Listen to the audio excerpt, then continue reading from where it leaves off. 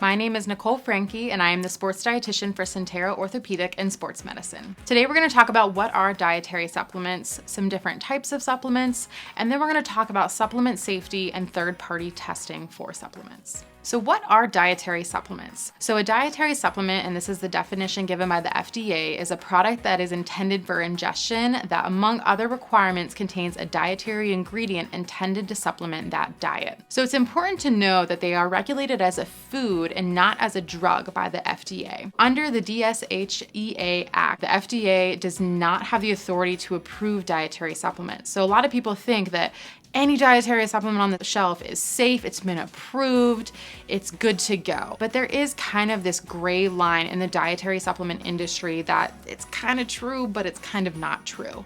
And as an athlete, especially those competing in the NCAA, a lot of professional and elite sports that are subject to drug testing, this is going to be really important to know because they're not highly regulated. Again, it doesn't mean that if it's on the shelf, it's safe. So it's a good thing to learn about and a good thing to kind of dive into. Supplement use in athletes is very common. So some athletes may just take like a multivitamin, or they may be taking something else because they want to boost their performance as much as possible. May think, oh, well, I heard this person's taking this, or I read about this, I'm going to try this, and try and like maximize their performance and gain that competitive edge.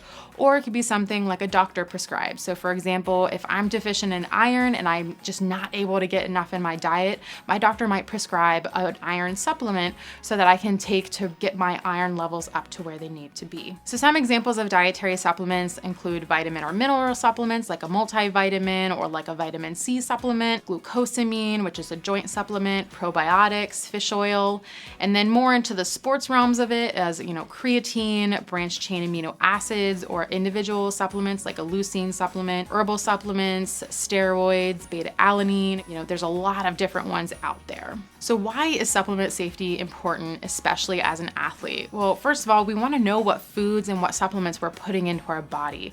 We want to know if you're someone who's on any prescribed medications by your doctor. You want to know, are any of these supplements going to interact with that medication that I'm taking to make sure that I don't have any adverse side effects? An example, Jessica Hardy was a Team USA swimmer who was qualifying for the Beijing Olympics in 2008.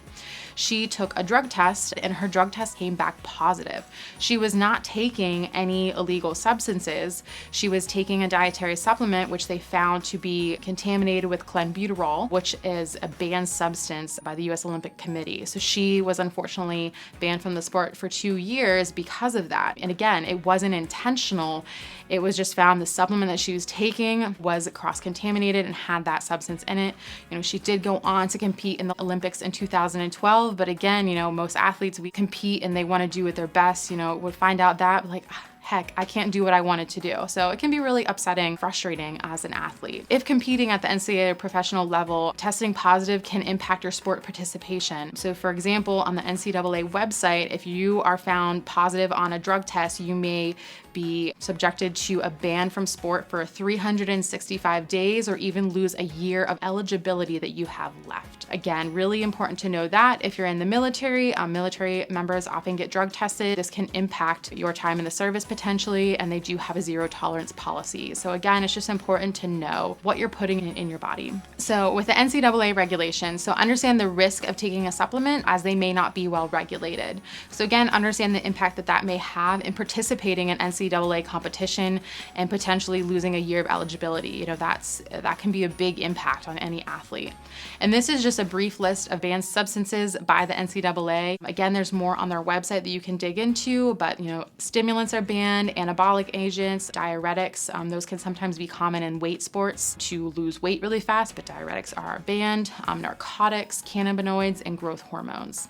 So how do we evaluate dietary supplements? How do I know if what I'm taking is safe? So one thing you can do is look for third-party testing labels.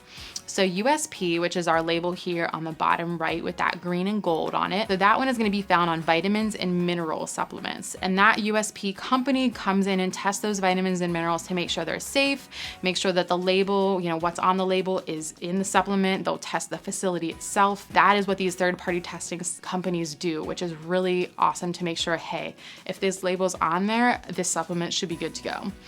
And the next is going to be NSF or informed choice. So that little blue label on the bottom, but the informed choice is with the green check mark. So again, these companies will go into the facilities, they test the facilities, they test the individual products, they make sure that everything written out on that label and all the weights of everything are what they are. So those can be found on dietary supplements such as pre-workouts, protein powders, caffeine supplements, or creatine. Other resources you can use if you're not sure are the NCAA website, the National Center for Drug-Free Sport, or the United States Anti-Doping Agency as well. All of those websites are going to have more information. And some key points. So always aim to choose food first. Think, do I need this supplement? Can I get caffeine from a cup of coffee? Do I really need to take caffeine before a workout? Think of things like that. Do I need to take an individual amino acid supplement, or I can just make sure I'm eating enough protein at all my meals? Aim to optimize your nutrition with your diet. Understand the risks of taking a product that's not third-party tested. Does that label maybe say, oh, it has a proprietary blend, but it doesn't say what's in that supplement? Who's to decide, what's in that supplement if you're not really sure? Again, understand the rules and regulations of NCAA and professional sports organizations, understand their drug testing policies. Thank you for joining today's presentation on dietary supplements.